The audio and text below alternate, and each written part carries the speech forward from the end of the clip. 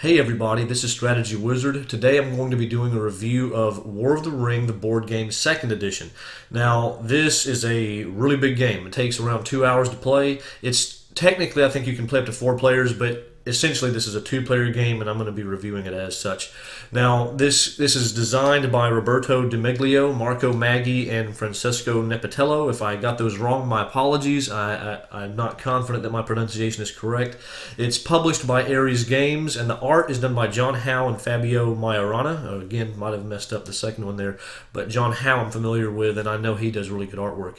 So, anyway, this is a really big game. I mean, like I say, 2 hours, maybe more, long setup time, but the question is, does it really get the feel of Middle-earth, Lord of the Rings? I mean, I would say, I'm just going to go ahead and preface this by saying this is essentially the Lord of the Rings in a box as a board game from a militaristic perspective. It's focusing on the military aspect and the journey to fellowship to a certain degree, because that's a functional, a very important integral aspect of the game, but the military aspect is the overarching envelope or umbrella that this is under. So let's go ahead and go to the table. We'll see how do we play? Is it, how complex is it?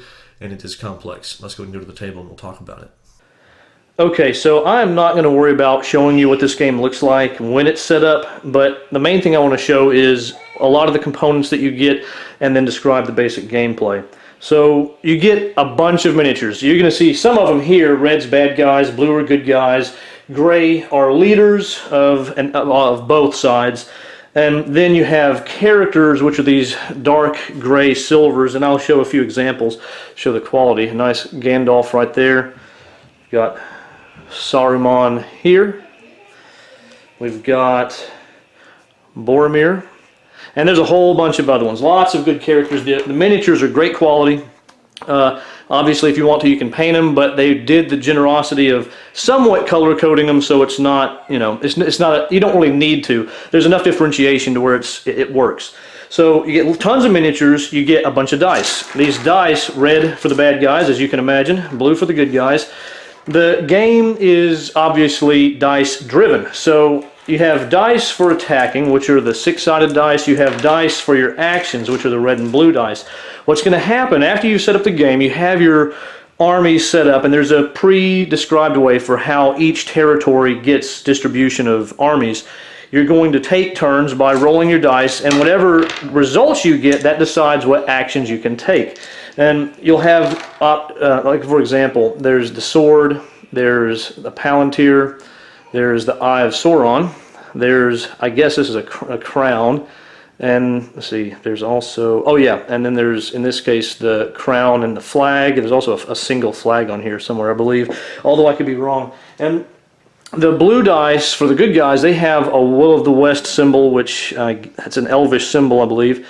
And then they also have a sword, etc. You get the general idea. Each symbol, even though the graphics are a little different, like in this case the palantir it looks different, functionally it's the same.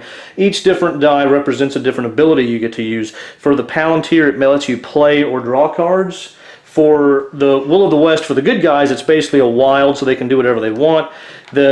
The sword for the good guys is particularly important because that helps them move the fellowship, which pretty much consists of all of their special characters, like Frodo and Sam. So it's very asymmetrical. I mean, I would go as far as to say it's hard to get more asymmetrical than this in a war game, because one side really is not focused on the war, other than just surviving. The good guys, all they're trying to do is survive just long enough to get the fellowship into Mordor and drop the ring into the Crack of Doom. So that's what makes it somewhat, it's unique in its own way, but it also matches the story, because the good guys never really had a hope for winning the war. That was, I mean, Gondor, and the elves, they never thought they could just beat Sauron in a military battle, but they knew if they could hold on long enough and distract him long enough, they could get the ring to Mordor. Frodo could drop the ring, melt it away, and everyone would have a happily ever after story. So That's exactly the way this game plays out. Basically, the bad guys, they're going to have just tons of units, and they quickly are able to recruit units. The good guys, not so much. They can't recruit units as quickly. There's a track that decides, when you're actually at war, and then when you're actually able to start recruiting your units. So the good guys, at first, they can't really get a lot of units on the board, and even to the extent that they can, they don't have as many, in the sense that when they die permanently. As opposed to the bad guys, they just go back into the pool to be able to be recruited later. So you're constantly having this struggle as the good guys to keep as many people alive. You don't want to waste them. You don't want to go out there on some blitzkrieg trying to kill the bad guys, because if you end up losing a lot of your units, you're pretty much toast. And the good guys also have the advantage of having Minas Tirith, Helm's Deep, and Lorien. They have a lot of powerful strongholds that give them bonuses in defense. So whenever an attack happens, let's say the bad guys attack, they're going to roll these dice, and you hit on 5s and 6s. So basically what's going to happen is attackers are going to roll. In this case, they would have gotten no hits. Well, it's even better when you're in Minas Tirith or Dol Amroth or Helm's Deep, because the defenders get a defensive bonus so that you have to roll 6s in order to get a hit. So the good guys, since they want to be on the defensive, they also have a lot of these strongholds, which means that it leans towards their advantage in the defense, which is good because it gives them a chance. Otherwise, they wouldn't have a chance.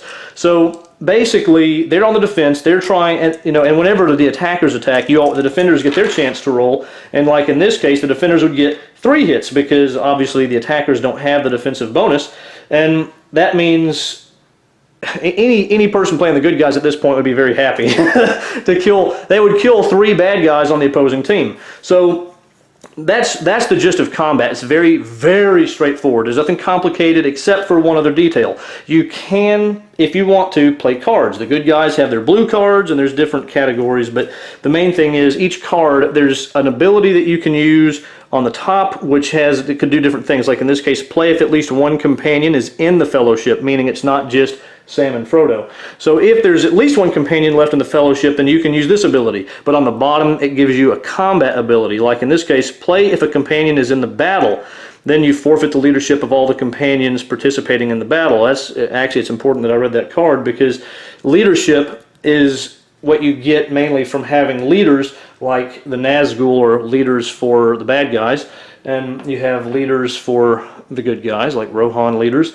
They give you the ability to re-roll combat dice, and this card even affects that even more so. So all these cards, since they have multi-functions, you may never use them in combat because maybe the top ability is so important to you that you want to save it, and you have a hand limit, so you have to balance that out. But the point is, you could use them. So combat is basically you roll the dice, see how much damage you do, and if you played a card, then whatever effect that takes, then you apply that effect.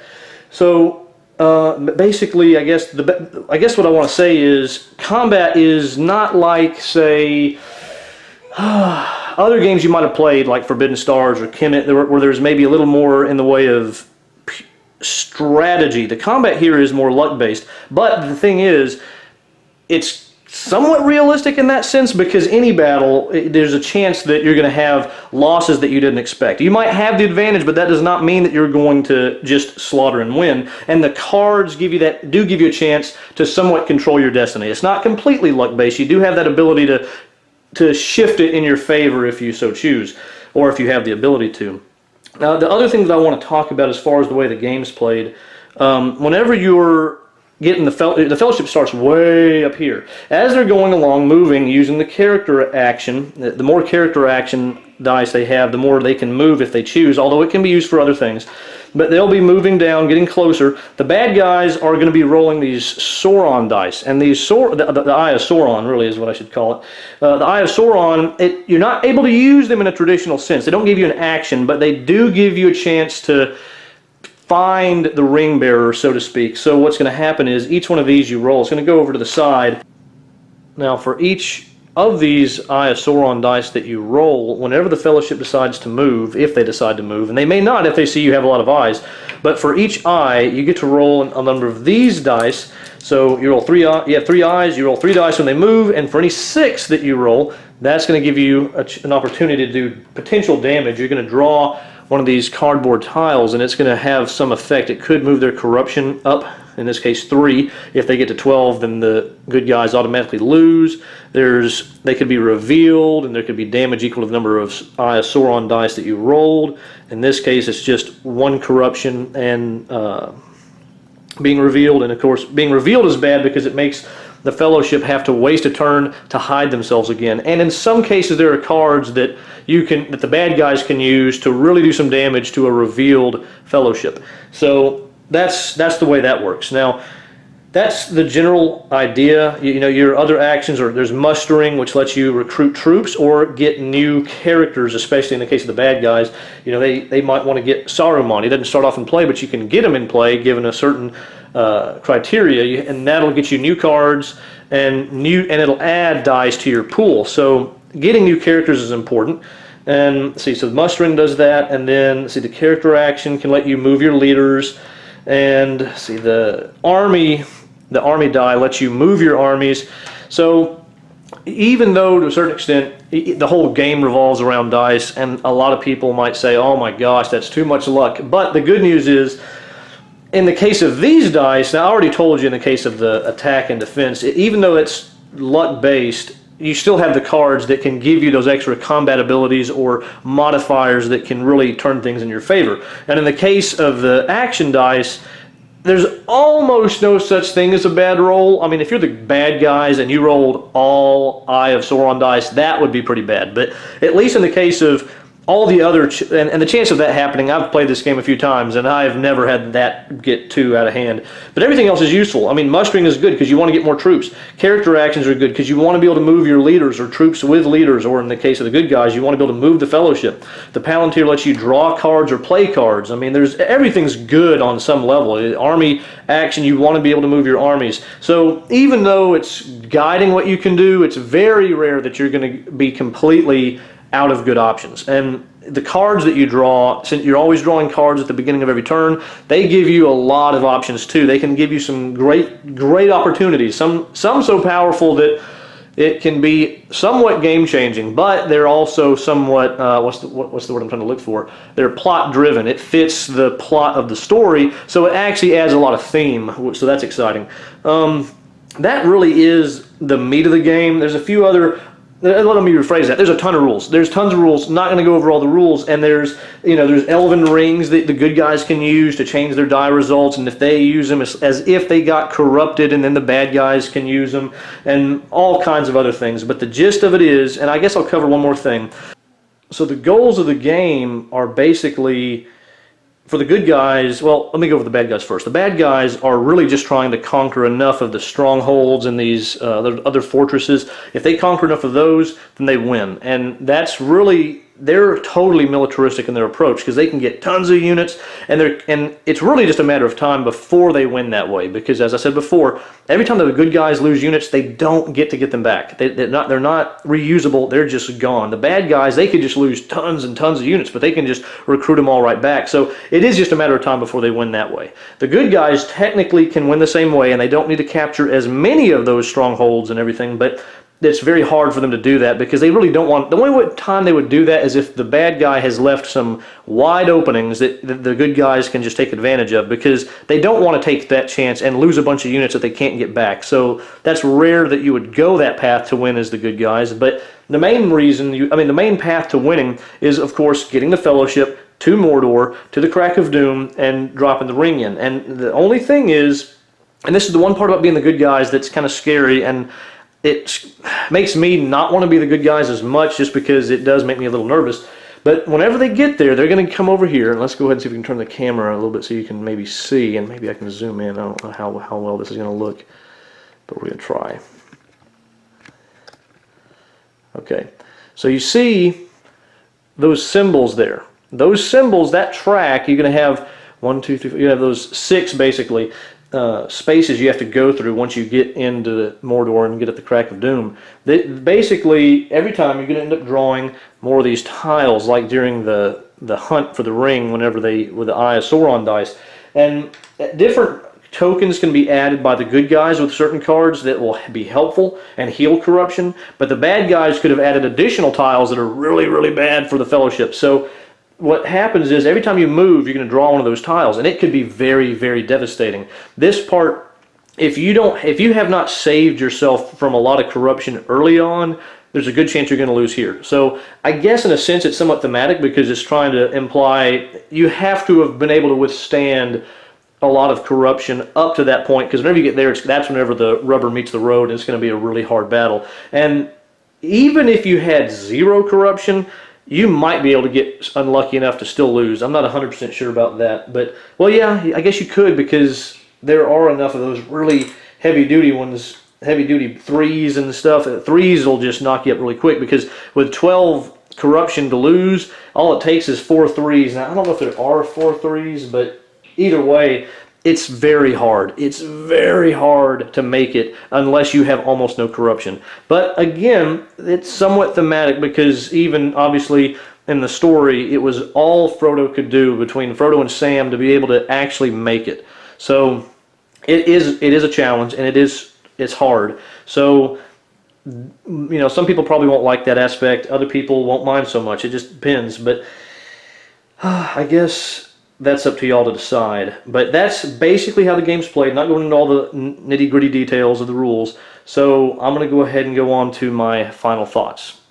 Okay, so now you know that this game is, it's pretty big. I mean, the board, I didn't mention this, but the board is actually 2 pieces that come together. I mean, it's a humongous board, and there's tons of pieces. I mean, you didn't see all the miniatures, but there's just tons of them, tons of cards. There's a lot of stuff. This is a really big game. Now, first of all, I want to talk about the components. They are amazing. Now, I already told you the miniatures are great. The dice are amazing. They have the nice rounded corners. The color, they look rich, and they're engraved, and amazing quality dice. I mean, I don't think I really doubt anyone's going to complain about the dice or the components in general. They're all really nice. So, as far as the game goes, I didn't go into all the details. There's tons more rules, and it is complicated. In my opinion, one of my issues with this game is how many rules there are. And since it is a long game, you don't get it to the table that often. It can be hard to remember everything. You kind of have to go back to the rules almost every time you play to a certain extent, because there's so many specific details to try to remember. But that's not necessarily anything that takes away from the game. It just means that there's a lot of depth and a lot of flavor, and it's just an intense game. So obviously that's enough for anyone to, some people will know, well, this is not a game for me. In fact, some of you probably knew whenever I said 2 hours long or more, that was probably enough to deter some of you from wanting to even continue watching this video.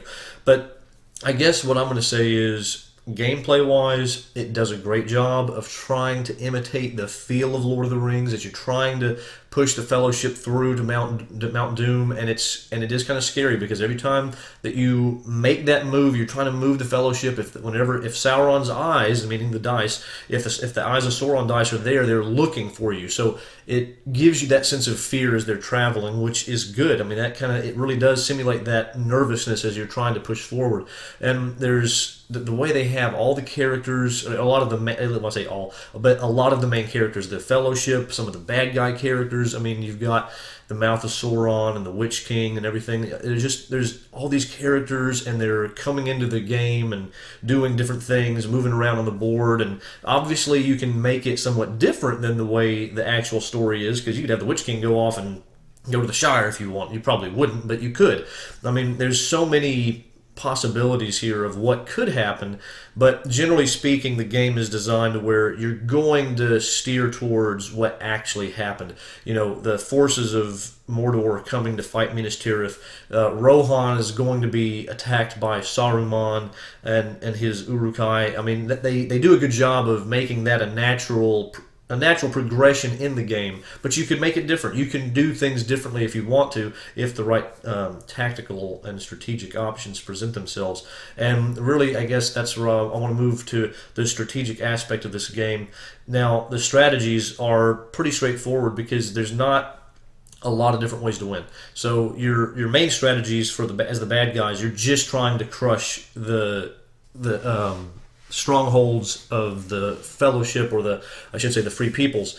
You're just trying to crush them. That is it. Now, tactically speaking, you have different ways of doing it. You have different paths to take, and maybe you'll sometimes you'll be waiting for a certain card to come up. Once you've played a few times, you'll know there's certain cards that are so powerful and can really swing things in your favor. For example, there's a card that will let you take, basically it's the Corsairs of Umbar, if you're familiar, but they'll be taking some Southerlings and Easterling units down through, basically it treats them as being adjacent through the water to another territory that can give you a quick chance to crush one of the strongholds that the free people own, and that can be it can sideswipe your opponent because they're not expecting it. Once it happens, it just happens quick, and they may not be able to defend it well, that place well enough before you come in and take it. So and then you can have, if you have Gandalf the White over in Fangorn, you can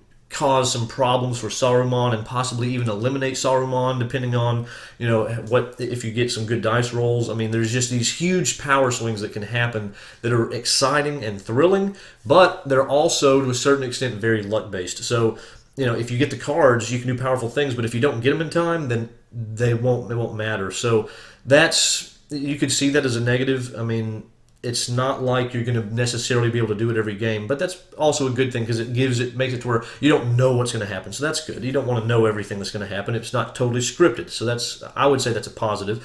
The dice rolling in the combat, very luck based. I mean, you have the cards to modify it, but if you're really lucky, you could just crush your opponent. And I've had times where I've played where I have been disappointed in my dice rolls, and it's made it to where what seemed like a sure thing was not a sure thing. But I've also had it go the other way where I did better than I expected, and it ended up being a great victory for me. Now, that's just the nature of dice. And the cards can change things up, and they can give you a lot better chances. And, of course, adding leaders gives you rerolls, which helps. But I guess, in my opinion, the dice, they do the right thing in the sense that, unlike Risk, where how much damage you do is dependent on what the other person rolls, at least here, if you roll well and your cards, if they help you, you can just get some hits in. And that's good. That's a good thing. But sometimes I do feel it's a tiny bit too luck-based. That's up to personal opinion, obviously. So that's just my take on it. Now, I guess what I'm going to finalize my opinion by saying I like the way this game wraps up Lord of the Rings into a board game. It does a good job of it. It makes it interesting and exciting. As the good guys, I'm not a big fan of playing as the good guys because I feel nervous because you constantly feel this pressure and you feel like there's this onslaught of bad guys coming. Is there any way you can get the Fellowship in time to Mount Doom before you lose? And even if you get there, what if those tiles, whenever they get flipped as you're moving, what if they just move your corruption up too fast? I mean, that is pretty nerve-wracking for me. So I've only played the good guys once, and I don't really have a real desire to play them much again. But I like the military part where you just have tons of units and you're crushing everyone. That's more my speed anyway. I like that. So my brother happens to like being the good guy, so that works out. So keep that in mind. If you're going to want to get this game, you want to make sure that you have two people who are willing, either you like this, the other person would like this side, or you're willing to do both, because it is very asymmetrical and the differences are vast. So keep that in mind. And overall, I'll just go ahead and say, as I rate this game, I don't like it as much as other people do. It's very popular. It's way up on Board Game Geek, but I still like it. I'm going to give it a 7 out of 10. I know some people are going to be maybe disappointed in that, and maybe they thought I should be given a higher rating, but 7 out of 10, I think, is where I'm going to put this. It's a good game. Don't get me wrong. I like this game.